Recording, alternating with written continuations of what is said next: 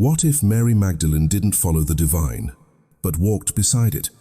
What if she was not merely a witness to a man's miracles, but the keeper of his secret language, a language that could awaken hearts, heal the unseen, and bind heaven to flesh? They called her many things: sinner, servant, shadow. But what if she was none of them? What if she was the voice of a wisdom too vast for her time to understand? In whispers carried through centuries, mystics speak of a hidden scripture, a code of symbols, gestures, and living breath. They called it the Rose Codex. Not a book, a vibration, a sacred pattern written in the pulse of creation itself. Mary Magdalene preserved this knowledge, the language of light and intimacy, where silence is prayer and love is comprehension. Before we begin, you need to understand one thing. This is not a story you read, it's a revelation you feel. The secrets hidden within the Rose Codex, the true mechanics of love and connection, will dismantle everything you thought you knew about your own heart. Stay with us until the very end. The final secret is waiting to be revealed, and it will shock you, while changing the way you connect with everyone, forever. Now, prepare yourself. We begin with the forgotten wisdom. The name Sophia appears in places you would never expect. She moves like a whisper through the oldest books of the Old Testament, echoes in the earliest Christian writings, and stands radiant in the very traditions the Church later called heresy. But who or what was Sophia? To understand her, you must look beyond Greek philosophy and return to the ancient heart of Hebrew theology. Long before Christ was born, sacred texts spoke of Chokhmah, wisdom. And here lies the mystery most have forgotten. In Hebrew, wisdom is feminine, not just in grammar, but in her divine essence. She was not an idea, she was an active presence, a living current of creation, a co-creator standing beside the eternal. In Proverbs chapter 8, wisdom speaks for herself. The Lord possessed me at the beginning of his work. I was beside him as a master craftsman. The Hebrew word for craftsman is Ammon, a term that can also mean child or beloved companion, a symbol of intimacy of creation born through love. When the Hebrew texts were translated into Greek in Alexandria, Chokhmah became Sophia, and in this transformation, her light grew even brighter. The Book of Wisdom calls her a reflection of eternal light, a spotless mirror of God's power, an image of his goodness. Reflection, mirror, image. Do these words sound familiar? Paul would later call Christ the image of the invisible God. The author of Hebrews described him as the radiance of God's glory. It was Sophia's language they were echoing, for to the earliest believers, Jesus was the incarnation of divine wisdom. Sophia made flesh, but such revelation was too dangerous for a growing institution. The Church feared what it could not control, a divine principle that was feminine, creative, and free. So Sophia was silenced, her living presence reduced to an abstraction, her voice buried under doctrine. Yet her light did not vanish. It found a new vessel, Mary Magdalene. She was the one who saw the pattern clearly, who felt the vibration beneath the words. While others listened, she understood. She translated Christ's message into something deeper, a language of union, not separation. That sacred pattern became known among the mystics as the Rose Codex. Not a book, but a living transmission, a vibration of love expressed through symbol, tone, and breath. The rose became its emblem, for the rose teaches in silence. Each petal unfolds with geometry divine, revealing the architecture of beauty, pain, and resurrection. And now, we will open its petals. We will explore the three sacred layers of this forgotten language of light, the method Mary preserved for those ready to remember. But first, I want to know, where in the world is this awakening reaching you? Write your city or country in the comments. Let's see how far the rose has begun to bloom again, and stay until the end. Because the true power of the Codex lies in its third layer, the silent communion the Church tried hardest to erase. The Rose Codex is the frequency map of love. It is the language of light that Mary Magdalene decoded from the teachings of Christ. But how does one speak this language? How do you awaken a code that has been silenced for 2 millennia? This secret language flows through 3 sacred layers, each one a profound bridge between your body, your heart, and your spirit. These are the 3 portals to divine union. The first layer, the language of the heart emotion as vibration. When 2 people speak from the heart, their words stop being mere information and become raw energy. You have felt it. When someone you love says nothing, yet you feel their truth vibrating through your chest. That is not metaphor. That is resonance. That is the heart decoding frequency. Mary Magdalene taught that love is not merely an emotion, it is a frequency of coherence. When your thoughts, your words, and your actions align, your energy becomes perfectly harmonic. Your being vibrates at a frequency capable of healing, capable of awakening, capable of transforming those around you. This is why, in the canonical scriptures, when Jesus spoke, people said their hearts burned within them. They weren't simply moved by rhetorical words. They were moved by the powerful, harmonic vibration, emanating from a consciousness totally aligned with the monad. The Rose Codex calls this the first gate, the place where your truth begins to hum within the heart. Before it reaches the tongue, it is the practice of feeling your own energetic truth and daring to speak from that aligned space. The second layer, the language of the body gesture as geometry. Every gesture you make carves a symbol in the unseen world. In ancient initiation schools, movement was sacred.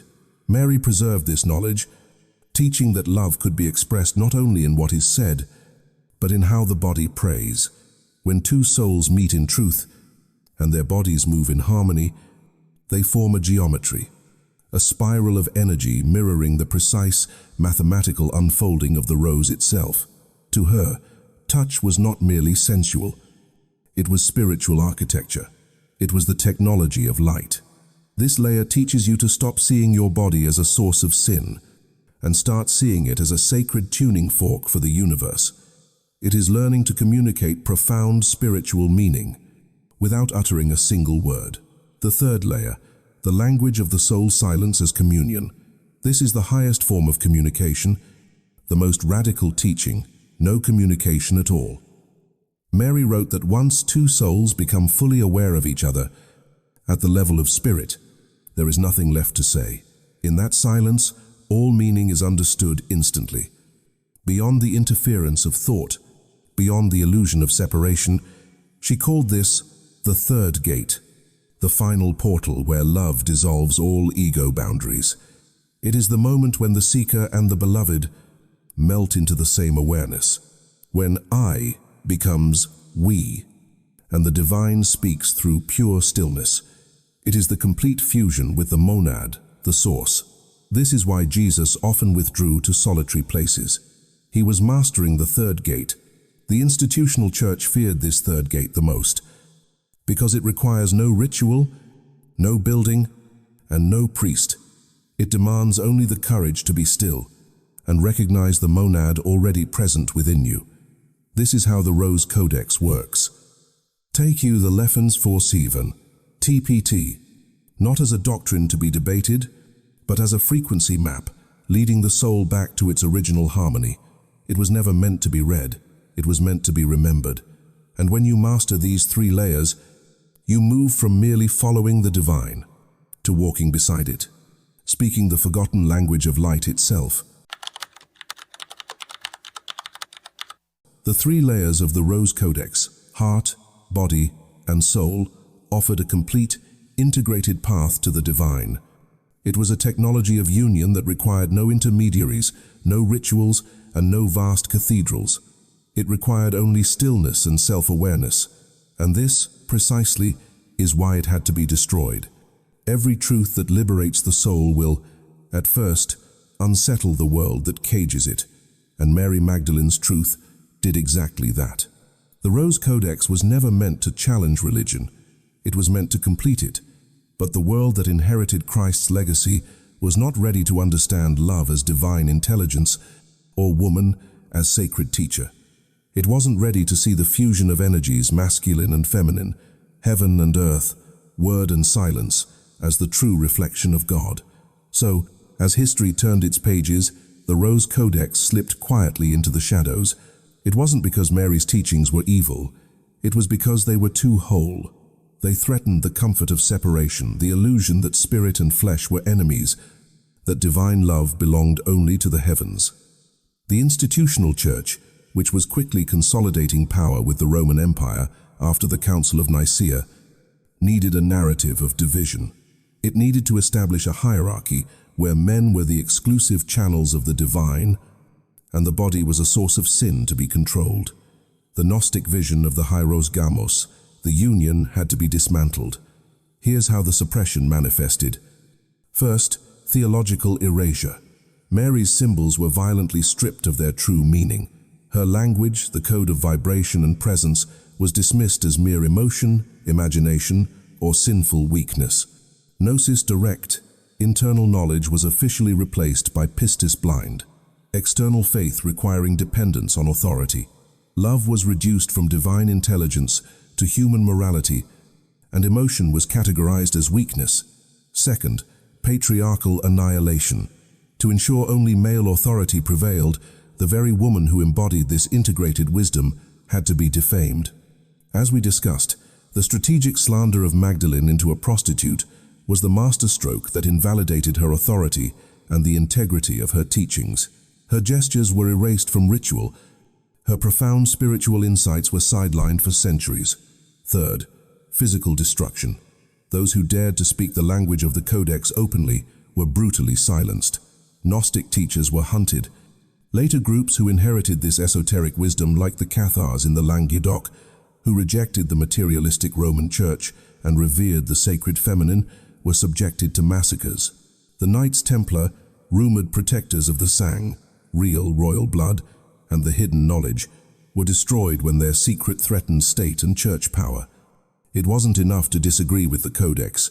They had to ensure that the memory of its existence and the possibility of direct access died out completely. But nothing truly sacred ever dies. It merely hides, waiting for consciousness to mature enough to see again. The mystics whispered that the Rose Codex didn't vanish. It went underground, not in tombs or temples, but in souls. In artists who painted emotion as prayer, in poets who spoke of love as illumination, in those quiet moments between sincere human beings when time dissolves and the silence hums with something eternal. Each of these acts was a fragment, a petal from the original rose, and those who felt it were unknowingly part of her spiritual lineage, because Mary's teaching wasn't about worshipping love, it was about becoming it.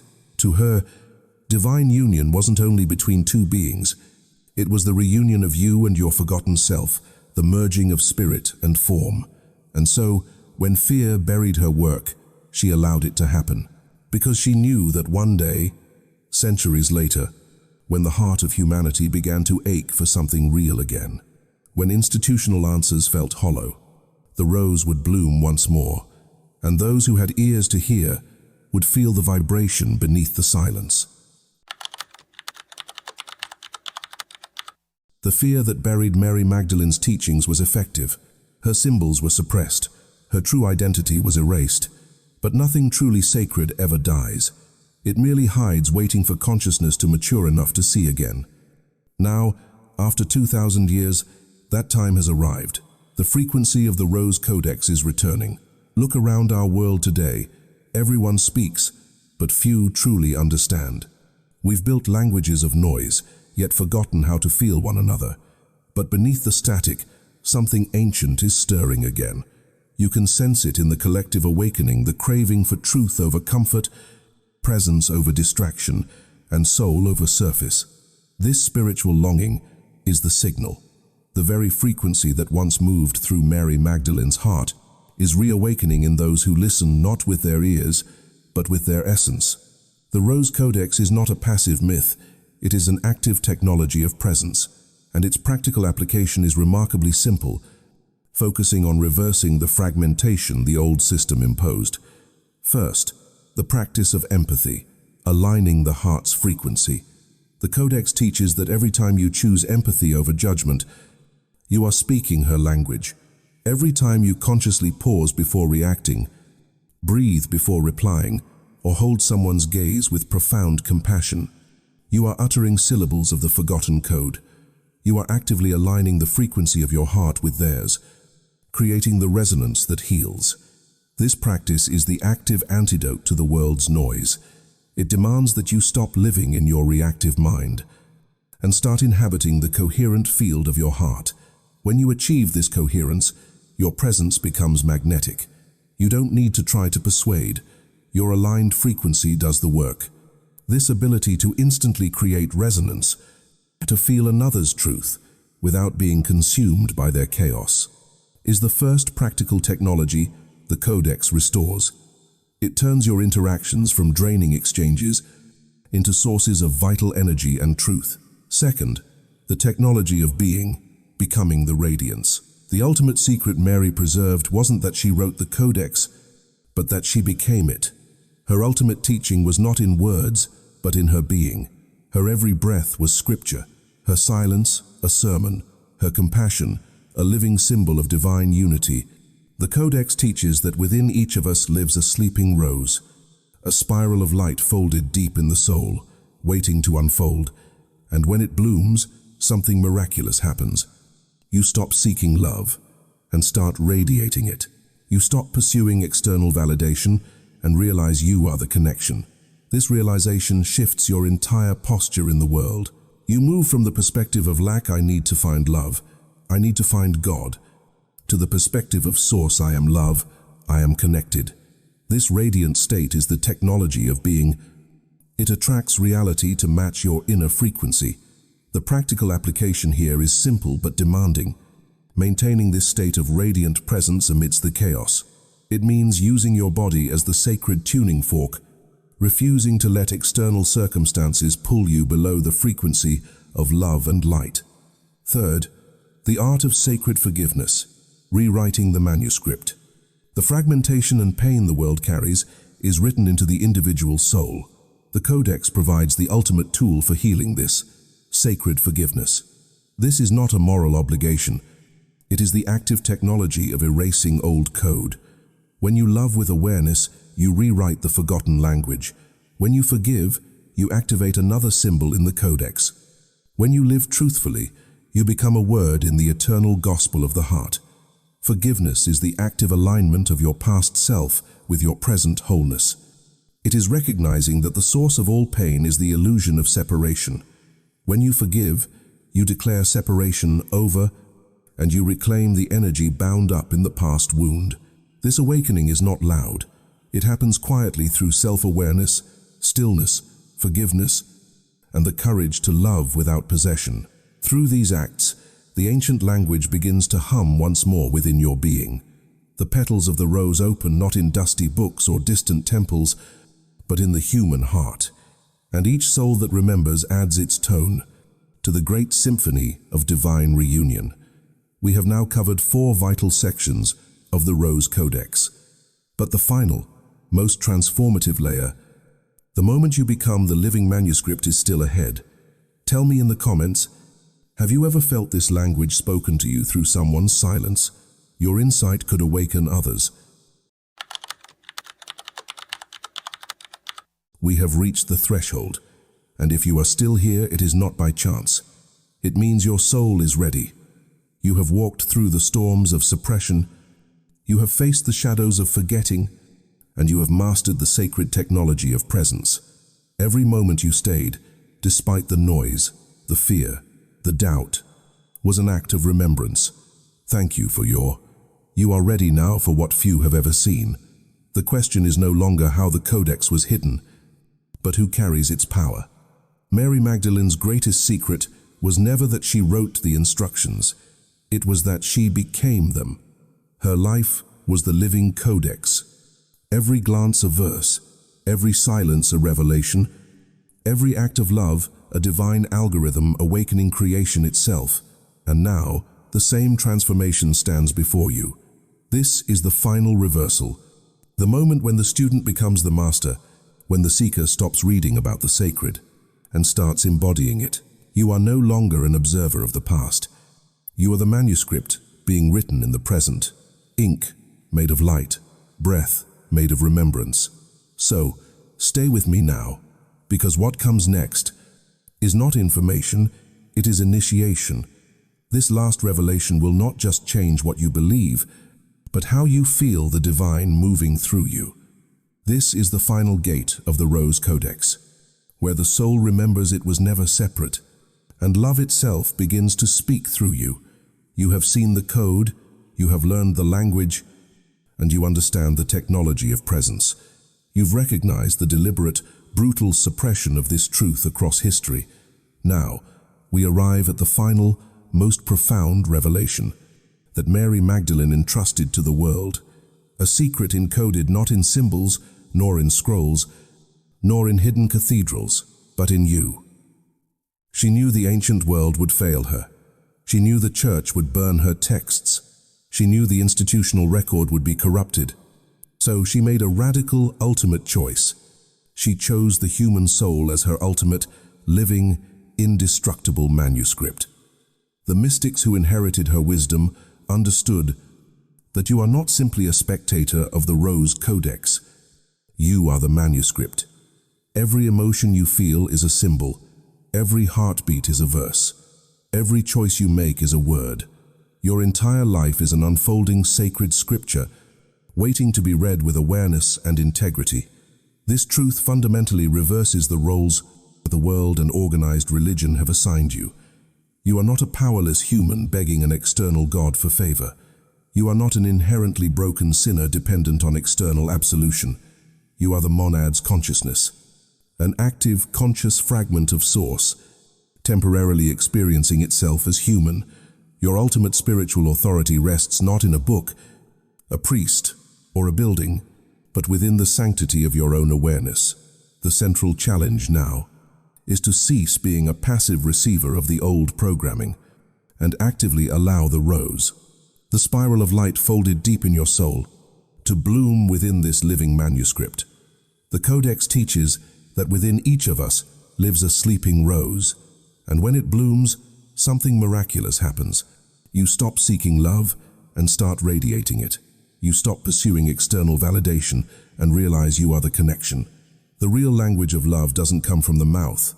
It emanates from presence, and those who speak it can never be truly lost or forgotten.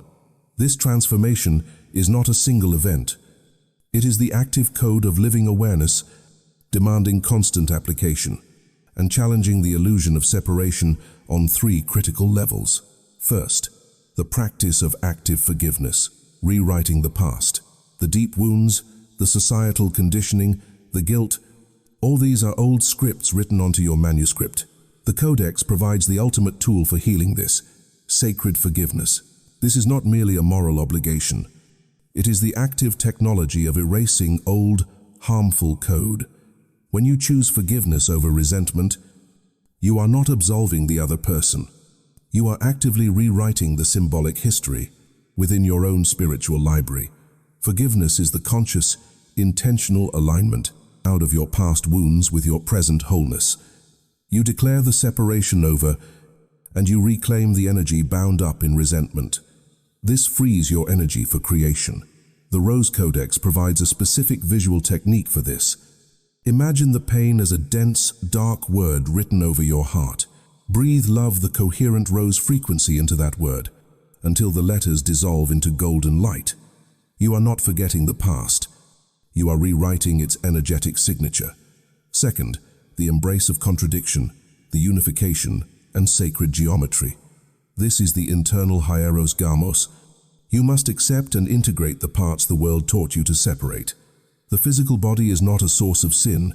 It is the sacred vehicle of the spirit, the tuning fork for the monad's frequency. The emotional heart is not a source of weakness. It is the gateway to divine intelligence. The Codex demands the constant reunion of opposites within you, your shadow and your light, your doubt and your knowing, fulfilling the sacred marriage on a personal, molecular level. When you achieve this internal unity, external control collapses. The practical technique for this unification involves visualizing the opposing forces, for example, the doubting self and the knowing self, not as enemies, but as necessary components of a single, unifying geometric form, like the Star of David or a double interlocking spiral. By holding them in unity, you create the third force, the unified I Am consciousness. This is how you embody the truth of the Logos-Sophia union. Third, the responsibility of radiance, the living word. The greatest responsibility of the living manuscript is to radiate coherence. Every word you utter, every choice you make, every thought you entertain, is a form of writing on your living scripture. When you align your inner state with love, the rose frequency, you write a word in the eternal gospel of the heart. When you speak truthfully and act kindly, you become a powerful, intentional word, a force that organizes the reality around you. Your presence becomes the transmission. The world doesn't need your complicated doctrines. It needs your unconditional presence. When you maintain that frequency, you become a light so compelling that those who seek truth are naturally drawn to you. You become the living sermon, the continuing revelation. This practice involves constant, active self-correction. When your external reality triggers anger, the Codex instructs you not to react from anger, but to immediately return to the feeling of coherence in the heart, the rose, and respond from that frequency. This is the moment-to-moment test of the living manuscript's integrity. Mary Magdalene's greatest secret wasn't that she wrote the Codex, but that she became it. Her life proved that the divine mechanics of love are entirely accessible. The final question is not whether the Rose Codex existed in the past, but whether you will allow it to bloom within you now. Will you remain a reader of the past, or will you step into your true role as the living, active manuscript of the present? This is your inheritance. This is the truth the church tried to hide. Your soul is the library, and you hold the keys. The journey is complete. You have seen the code. You have learned the language. You have understood the sacred technology of presence, and you have witnessed the centuries of deliberate suppression that tried to erase it, but the truth endured, hidden in plain sight. Because the ultimate secret Mary Magdalene preserved was never that she wrote the Codex, it was that she became it. Her life was living proof that the divine mechanics of love are not locked in Scripture. They are alive in you. So the final question is not whether the Rose Codex existed long ago, but whether you will allow it to bloom within you now. The time for external dependence is over. The time for inner sovereignty has begun. You are no longer waiting for permission to be divine. You are remembering that you already are. This journey of discovery does not end here. It begins here in you. If this revelation has stirred something inside your spirit, if the vibration of these words has awakened a forgotten memory within your soul, then let us hear from you. Leave your prayer request or reflection in the comments, because this is more than a channel. It is a sanctuary for those who remember, a gathering of seekers who refuse to forget. If you believe that hidden truths deserve light, your presence here matters more than you know. Like this video to keep this truth alive. Share it with someone who can feel what words cannot say. And if you haven't yet, subscribe and stay with us as we go even deeper into the mysteries that were never meant to be lost. If your spirit resonates with this awakening, comment below, "I understood it." Let that be your seal, the sign that the Rose Codex has spoken through you. Because the Rose Codex was never a book, it was a mirror held to the soul, asking one question that echoes through eternity. Can you still remember what love truly is?